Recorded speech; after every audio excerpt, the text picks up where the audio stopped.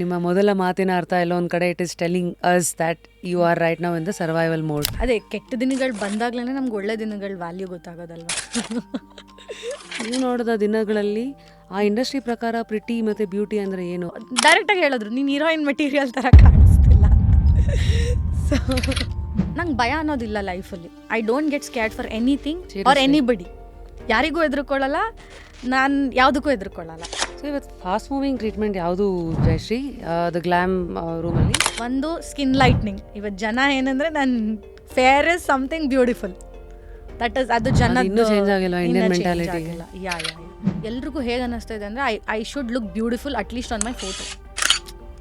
ಅವ್ರು ಕಂಪಲ್ಸರಿ ಅವ್ರು videos ಮಾಡಾಕ್ತಾರೆ, photos ಹಾಕ್ತಾರೆ, ನಾನು ಪ್ರಿಟಿಯಾಗಿ ಕಾಣಿಸ್ಬೇಕು ನನ್ನ ಫೋಟೋಸಲ್ಲಿ ಅನ್ನೋದು ಪೀಪಲ್ ಮೈಂಡ್ ಸೆಟ್ಟಿಗೆ ಬಂದ್ಬಿಟ್ಟಿದೆ. ಸೊ ಹಾಗಾಗಿ ನಾನೇ ಇವಾಗ ನನ್ನ ಕ್ಲೈಂಟ್ಸ್ ನೋಡ್ತೀನಿ, people who take 20,000 salary also come for all this treatments. ನಾನು ನೋಡಿರೋ ಲೈಫ್ ನೀವೇನು ಅಂತ ಕೇಳಿದ್ರೆ ಐದರ್ ನೀನು ಫೈನಾನ್ಷಿಯಲಿ ಸ್ಟ್ರಾಂಗ್ ಇರಬೇಕು ಅಥವಾ ನೀನು ಬ್ಯೂಟಿಫುಲ್ ಆಗಿರಬೇಕು.